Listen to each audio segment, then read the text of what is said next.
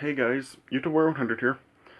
Alright, now continuing with more Star Trek movie reviews. Now here I am with another review. Now here I am with a review of Star Trek First Contact. So, yeah, this is looked at by many to be the best of the Next Generation films. And yeah, I get the feeling that it probably is. I mean, yeah, I really can't make the judgment yet because I haven't watched Insurrection or Nemesis yet.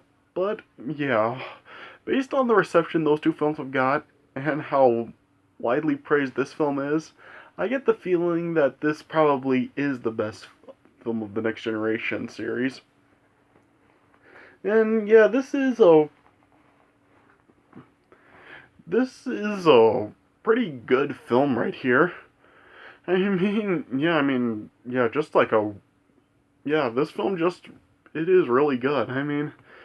Yeah, this film is actually the first of the Next Generation films to actually not feature any of the original cast members because, yeah, of course, like, Generations did have Kirk and Scotty and Chekhov in it, but yeah, this is the first one to not have any of the original series characters. So yeah, this film is all just characters of the Next Generation.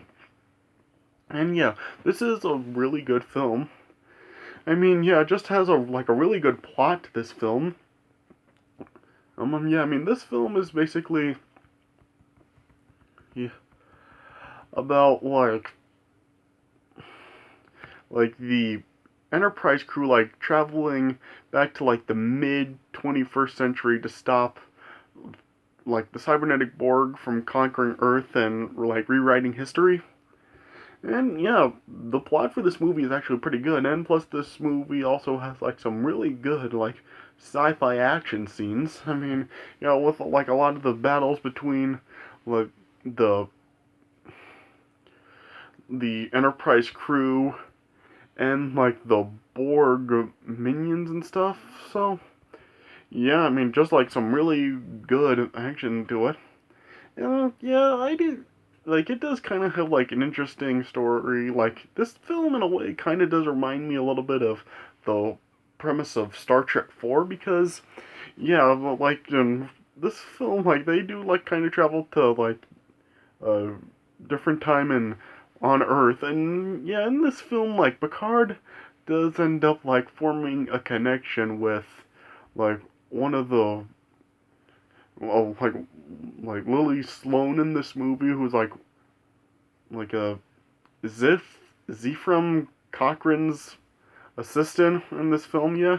And it does kind of remind me a little of in Voyage Home, the connection with Kirk and Gillian. So yeah, it does kind of have a similar feel in a sense to Voyage Home, yeah. Yeah. And yeah, like I said, film is really good. I'm not sure I can say it's as good as Voyage Home, but I'd say probably it's probably on par maybe with Undiscovered Country. Yeah, it is definitely probably up there. This is probably maybe top 4 films of the original Star Trek film run from the original from motion picture to Nemesis. Yeah, well, at least for the ones I've seen, yeah, this is probably like up there, probably maybe top 4. I don't know. Yeah, I'll probably have to see where it ranks after I watch the Insurrection and Nemesis, but yeah, it probably will stay at the spot. Yeah, just a really, really good movie here. I would probably give this film, once again, 3.5 stars out of 4. It is really interesting. Everybody has just said it. It's really weird how the odd number films are just kind of don't do as good as the even numbered films do. The even numbered films really do really well, and the odd number films really don't do as good. A lot of them are well, not a lot of them, but especially with 1 and 5, they did pretty badly. But yeah, as far as Search for Spock overall was good, and Generations was still yeah, Generations was just right in the middle, like I said. But yeah, it's just really interesting, the pattern of these films. Yeah, and so yeah, of course, like in this film, there's still like this next generation crew. Still like we still have, of course, Captain Picard, and we still have Riker and Geordi and Data, and yeah, basically like all the crew for the next generation. Yeah, and yeah, this is the first film where like Geordi doesn't wear his visor.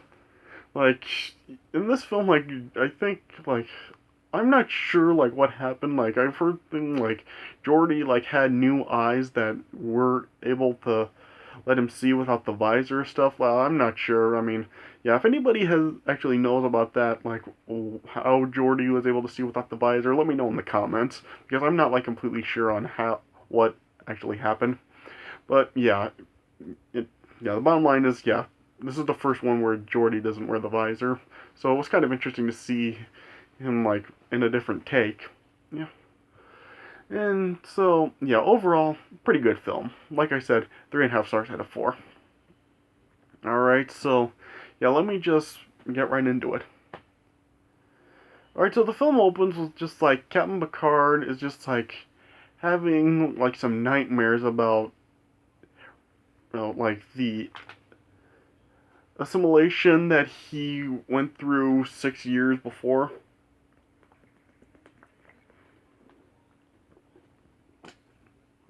Yeah, he just has like a nightmare about that. And after the his assimilation from the cybernetic like Borg and stuff. So yeah, and then later on, like he's informed by Starfleet that there's a new Borg attack against the Federation, but like like the Enterprise is just like ordered to just patrol in like the neutral zone of the Romulan, yeah. And then eventually just then Picard just has the Enterprise head off to Earth, where like there's like a damaged Borg cube that's actually destroying like some of the other Starfleet vessels, and then the Enterprise arrives in time to like save the crew of the USS Defiant that is under Worf's command. And then Picard ended up like just taking command of that fleet, and then he like was hearing some more communications from Borg in his mind. Yeah, throughout this movie, like Picard is just like continuing to just like hear some communications from Borg and stuff. And then yeah, he eventually then just has like the fleet concentrate firepower on like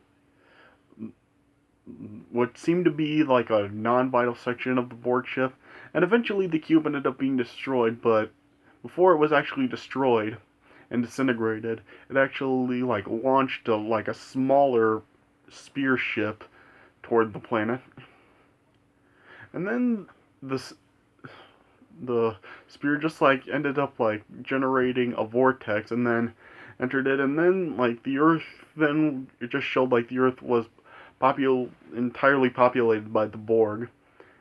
And then Picard eventually like realized that like the Borg had actually like used travel to change history, and then just he then ordered for the Enterprise to end up following the spear, and then the Enterprise then arrived in the past in the year 2063, and like this is during a period where like the Earth is actually recovering from World War III, and it's actually the day before Cochrane's historic warp flight, and also like the first encounter with the alien life. And then eventually, like, the Borg just continued to, like, fire on the Earth, but then eventually the Enterprise did destroy the spear.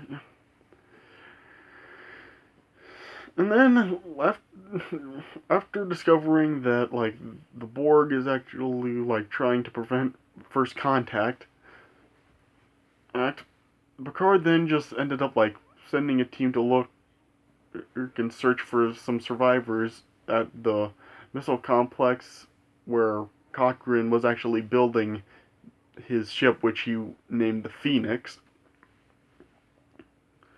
Yeah, and then like as they're like searching for survivors, it turned out like Lily Sloan, who was Cochrane's assistant, she was like shooting off at them with like some radiation poisoning.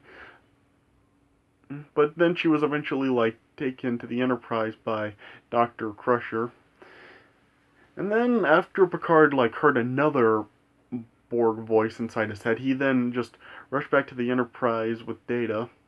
And then he just like had Riker and Geordi stay on Earth to make sure like the flight of the Phoenix is proceeded as it was planned to be. And Cochrane is like seen by Geordi and Riker as like a real hero, but what he really is he's just like he's really reluctant to assume the role that he's supposed to be in here.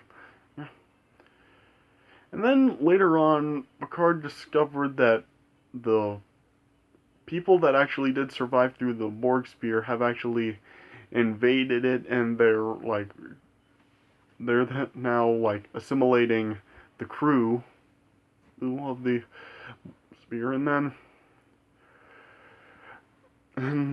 like they're also will have the ability to assimilate the ship, and then they would be able to use it to attack and conquer the Earth.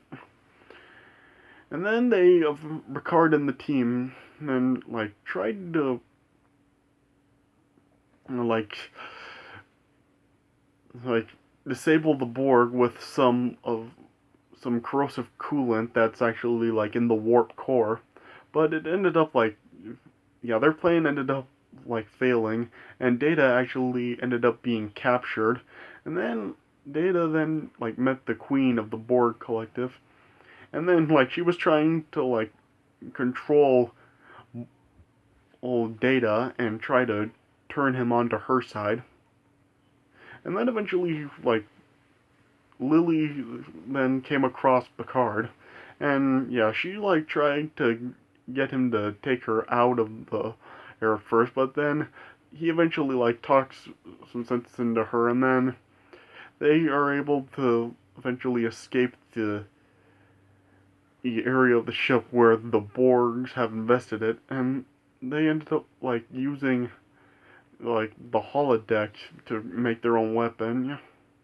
Then later on, like Picard, Worf, and Lieutenant Hawk, who's like the navigator for the Enterprise, they then like end up like stopping the Borg or from like using the deflector shield, and they end up calling some reinforcements for it. But Hawk ended up like being assimilated in the process. Yeah. And then eventually, as like there was more assimilating going on, Worf then made a suggestion to Picard to end up destroying the ship. But yeah, Picard really was not for that, and then he was just like really angry about it, and then he just called Worf a coward, and then he just vowed to continue the fight. And later on, eventually, like Lily then just reminded Picard of Captain Ahab from Moby Dick, and then like he eventually like realized how irrational he was really being, and so then Picard ended up like activating the self-destruct on the ship, and then he ordered like the rest of the crew to abandon the ship. Yep, and then the the crew like ended up like escaping, but Picard like stayed on the ship and res- went to rescue Data, and eventually like Cochrane, Riker, and Geordi, you were then like ready to activate the warp on the Phoenix, and then Picard then like confronted the Borg Queen, and then he eventually learned that the Queen actually grafted some human skin onto Data, and now he had an array of like new sensations. And yeah, she was just like now like presented it as kind of like a gift to that, and she was hoping to obtain some encryption codes to the Enterprise computer. And then eventually, like Picard and tried offering himself in exchange for Data. No, but Data like ended up like refusing to leave the ship. But then, yeah, Data then deactivated the self-destruct sequence, and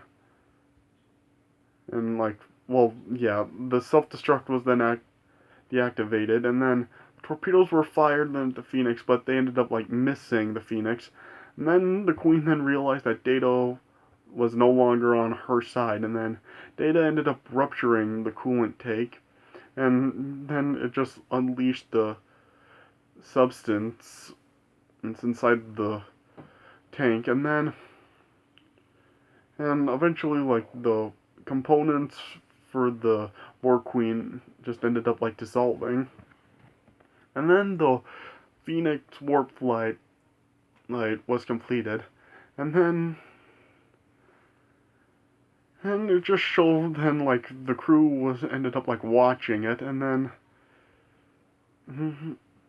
and as like other Vulcans then landed after because they were attracted due to the warp flight, and then they ended up like greeting Cochrane, and then with history then and like being like still fixed and history had been repaired. It then just ended with the Enterprise crew then just boarding their ship and then returning back to their own time in the 24th century. And yeah, that's how the film ended.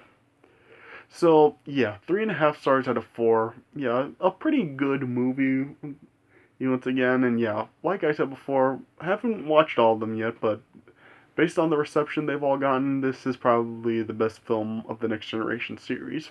And so, yeah, but I'll be able to make the judgment for myself if I really do see it that way for sure once I watch the next two movies. But yeah, alright, so yeah, that does it for my review of Star Trek First Contact. I hope you guys enjoyed this review, and so, yeah, thanks for watching, and I'll see you guys later.